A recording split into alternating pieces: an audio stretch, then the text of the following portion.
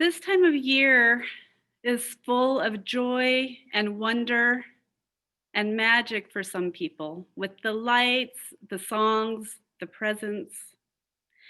And this time of year, it seems like so many people around us are putting on happy faces.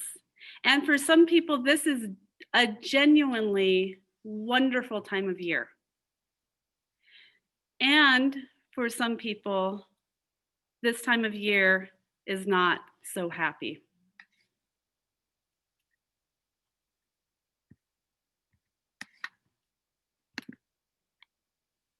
Maybe it used to be happy, and then life intervened, and now there is a sense of loneliness or grief or longing that just can't be fixed by putting on a happy face. And I'm sure that some people have learned how to put on a fake smile and grit their teeth and make it through. And so my guess is today that in this virtual Zoom meeting that we're in, we have a number of our friends and members who are living out each of these scenarios, the joy and the love and the pain and the hardness. This is a sacred time of year, though. The light and the dark, the shadows, the cold nights contrasted with the warmth of fire. It all wraps itself together in one big ball of experienced dichotomy. There is beauty in darkness. There is a sacredness in silence. At this time of year, the flowers have died, the leaves have fallen, the bears are already hibernating or making their preparations to do just that. The rest of nature knows that it's okay to slow down, let go, and transform in preparation for the spring. It's the humans who have a hard time acknowledging this reality. Humans pretend that we're not a part of any of that we don't need that slowing down and letting go. We just ignore our circadian rhythms and continue moving on and pushing through. And by pushing through, so to speak, we ignore a deep, integral part of us. We ignore the inherent human need to rest. There is a difference between sleeping and resting. And as many of us, I'm sure, know from experience, sleeping does not always bring the rest that we need, because they are two very different things. If you find yourself sleeping more and still not feeling renewed, perhaps it's not a physical rest that is needed, but a mental, emotional, and spiritual slowing down that your soul is yearning for. So how do we do this? How do we rest our souls? I think maybe we begin to rest our soul by allowing it to stop being superficial. We rest our soul by letting our guard down, if even just briefly. We rest our souls by releasing the facades that we are hiding behind and showing the world, and by allowing our deepest inner being to shine forth and surface. We rest our souls by making time to take off our masks, if only for ourselves occasionally, because it requires so much energy to keep up our appearances.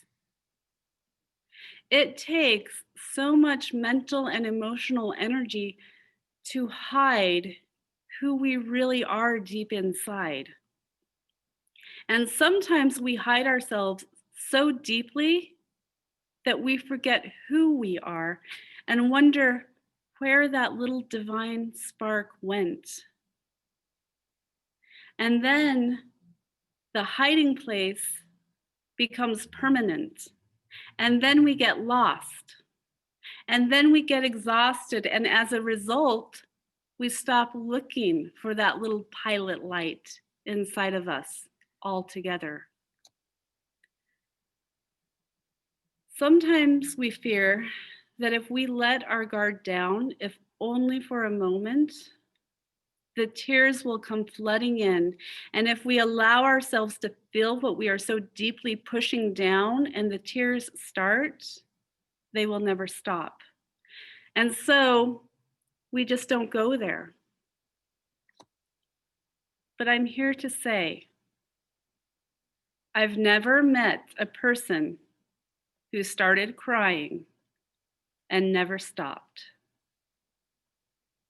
Because crying, grieving is part of our human experience.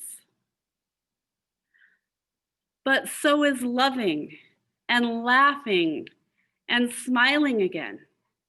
And so many times it is all wrapped up together in one big messy ball of human experience.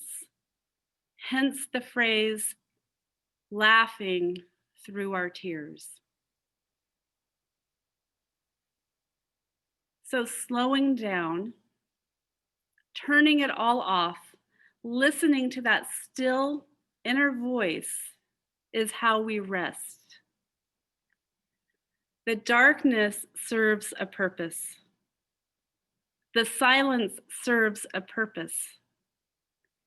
It allows us to get in touch with that inner place where we don't normally go to on our own.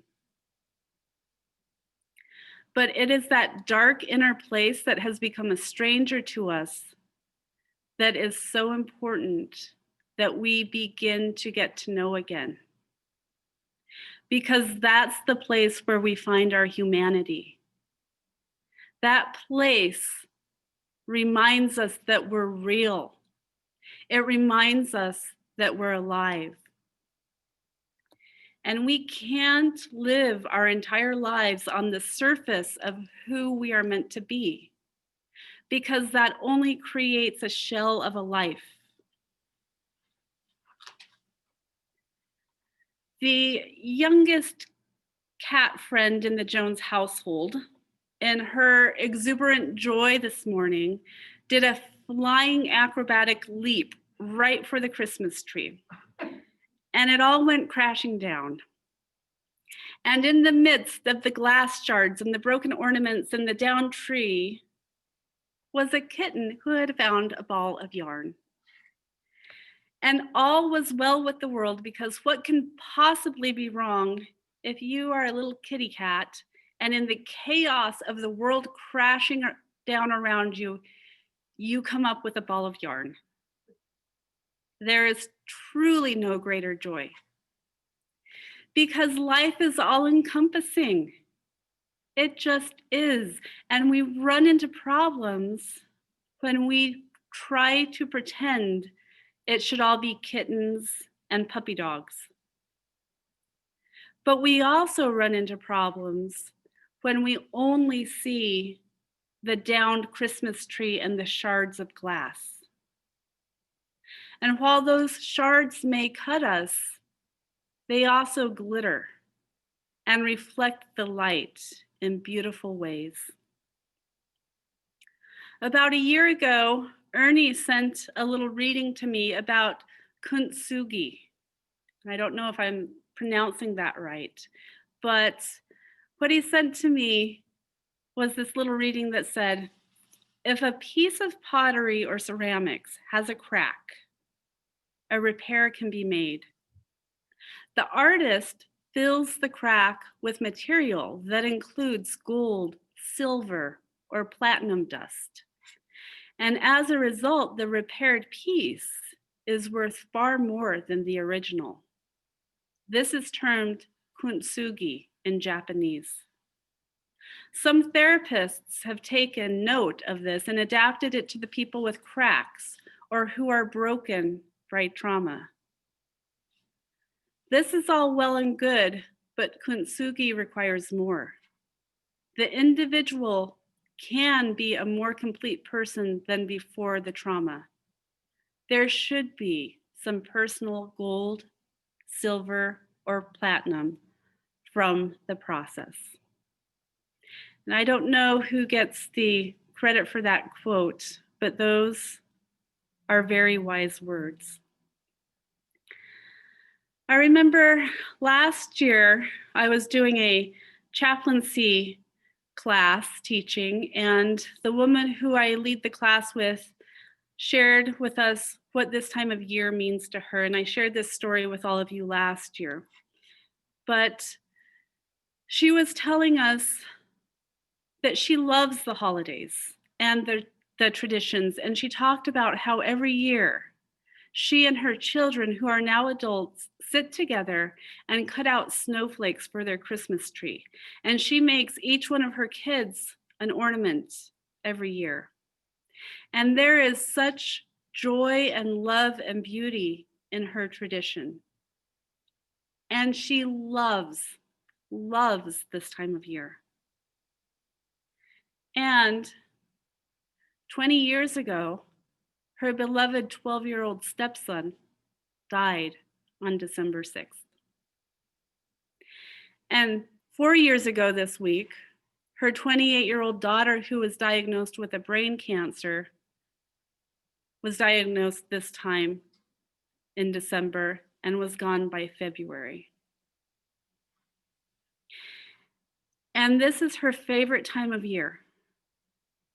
And this is her hardest time of year. And so when the month of December comes around, when the love in her family has always been so deeply expressed, at the same time that her deepest pain comes around in rolling waves of grief. And that is what it is with her. December is all of it. December are her happiest memories and her deepest sorrows. And on some level, it becomes a deep, authentic, lived experience of beauty and grief, all wrapped up together. And last year, she shared a dream that she had had this time during this week last year. And in this dream, her daughter came to her and sat with her in a beautiful white dress. And she said, "Mom, you have to make the snowflakes. Sandy needs her own snowflake." And Sandy was her son's new fiance, probably wife by now. So they sat together last year and they cut snowflakes. This time of year is not all happy, but it doesn't have to be all dark. The reason we light lights is because of the dark. A candle's lonely flame is invisible in bright sunlight. It shines brightest when the night is at its darkest.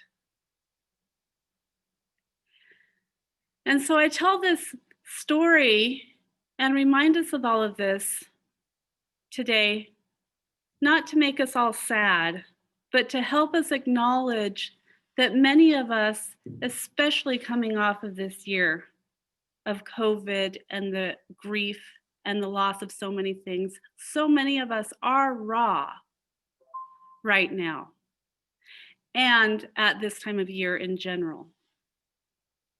And it's okay to be raw. It's okay to be grieving right now. But within the raw pain, there can always be joy. Within the loneliness, there can be the peace of solitude.